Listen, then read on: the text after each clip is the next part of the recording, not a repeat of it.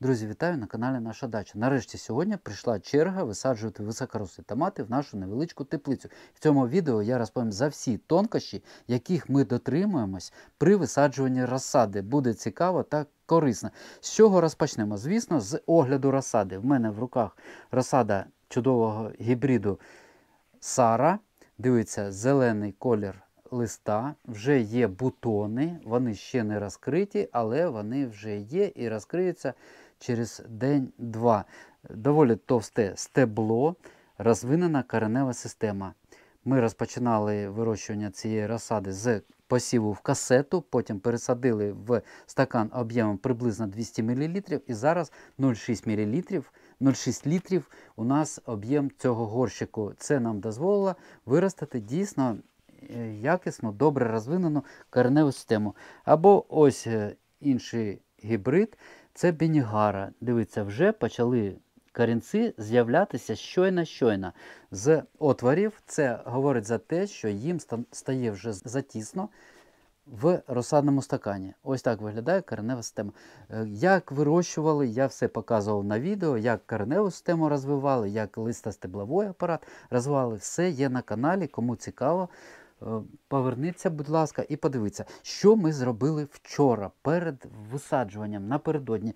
Враховуючи те, що ми будемо висаджувати ось сюди ці томати, а в минулому році саме тут у нас вже томати росли, то є ризик, що хвороби, притаманні саме рослинці томату, тут можуть знаходитися, збудники. Тому ми вчора провели профілактичну обробку, поки розсада стояла купкою, в скупченні такому, це легше робити. Зрозуміло, що у всіх рослин є власний імунітет, але поки рослина молода, цей імунітет ще слабкий, він ще проходить процес становлення. Тому зараз треба рослинці допомогти, щоб ніяка хвороба, хоча б перший час попервах, не причепилася до неї. Це допомагають препарати контактного способу дії, системні зараз для молодих рослин. Я не рекомендував би використовувати, тому що системні препарати, фунгіциди, вони трішки пригашують імунітет власний у рослини, а контактний він взагалі не впливає. Тобто становлення власного імунітету продовжується, незважаючи на цю нашу обробку. Це контактний препарат, він наноситься на поверхню листа, придушує, якщо якісь збудники хвороб будуть чіплятися до нашої молодої розсади. Я використовував гард, але препаратів подібних цьому є велика кількість. Можна квадрісом обробити. Він, хоча і контактно-системний, тим не менш, він так лагідно впливає на розвиток імунітету системи, імунітету рослини. Так що обов'язково таку обробку робимо. Давайте перейдемо, я розповім за схему висаджування. 15 см обов'язково відступили і відміряємо. Дуже зручно ось такою дощечкою. 1, 2, 3, 4 і 5.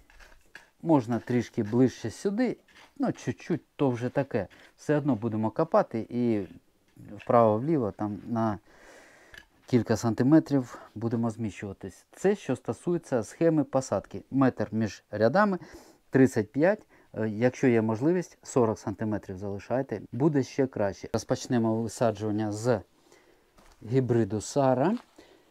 Можливо, хтось пам'ятає, яка вона була в розсаді в молодому віці, як виглядала не дуже. Я показував, навіть відео окреме знімав, казав, ой, щось її крутить, щось вона підсихає, а в коментарях люди, хто Сару вирощував в минулому році до цього, кажуть, та у нас теж вона була погана в розсаді в молодому віці, але потім вона почала рости і розвиватись, і були дуже задоволені.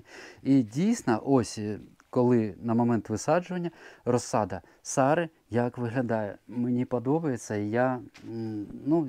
я просто задоволений зовнішнім виглядом. Друзі, ми приготували вже підв'язувальні мотузочки, вони лежать біля майбутнього розташування розсади. Дивіться, ми тут вирощували напередодні сідирати, тому ґрунт дуже м'який, мені не потрібна навіть лопата.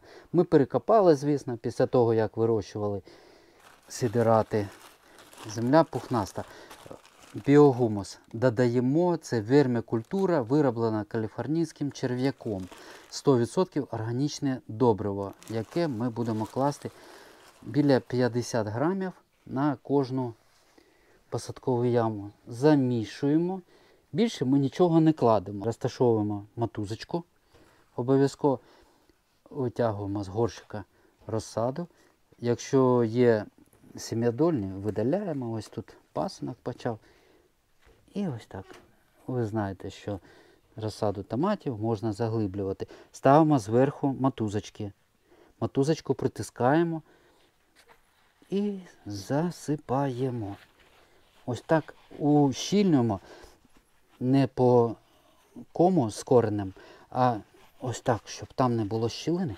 І робимо одразу, тому що на початку будемо поливи проводити в ручному режимі, тому така лунка нам потрібна. Наступна. Біодобриво. Якщо є перегній, кидайте перегнію, жменю, але перемішуйте обов'язково. Це треба робити. Перемішувати, щоб цей. Не забуваємо класти. До речі, напишіть, будь ласка, в коментарях, хто такий спосіб підв'язування використовував. Чи подобається вам? Ось така коренева система. Непогано виглядає. Вона свіженька, білого кольору. Ось так, трішки заглибили. Обсипаємо, обтискаємо. Ось ці мотузочки поки у нас залишаються біля рослин. Хоча давайте я одразу покажу, що ми потім робимо. Ось так потім беремо її. А тут у нас вже зроблений такий куточок. Ще в минулому році я його зробив. Ми продіваємо сюди в отвор і закріплюємо ось таким бантиком. Не сильно натягуючи, щоб не натягувалось воно. Ось такий бантик зробили. Ну, перший він, знаєте, цілий сезон, коли рука ще не цей. І ось що ми маємо знизу. Це я на майбутнє так покажу, просто для тих, хто буде висаджувати. Ось так обкрутили. І все, у нас рослинка підв'язана, бачите?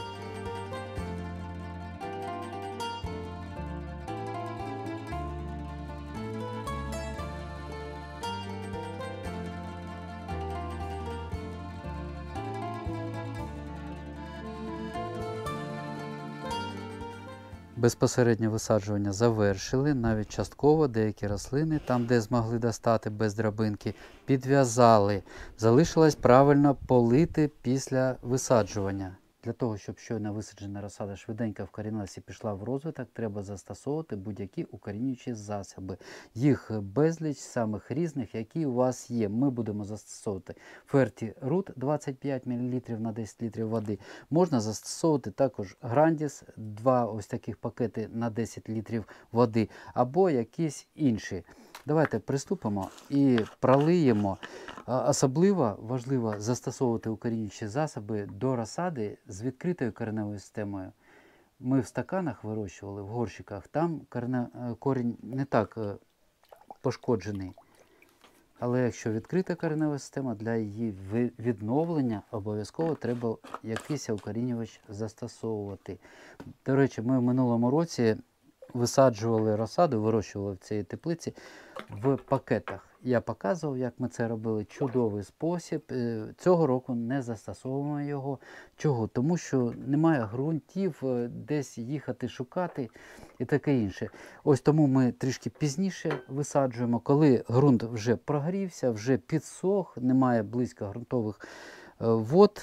Тому без пакетів цілком нормальний розвиток у цих рослинок повинен розпочатися одразу після висаджування.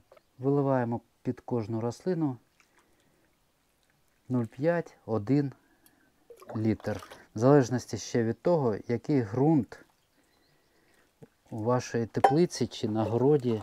Якщо легкий, треба побільше.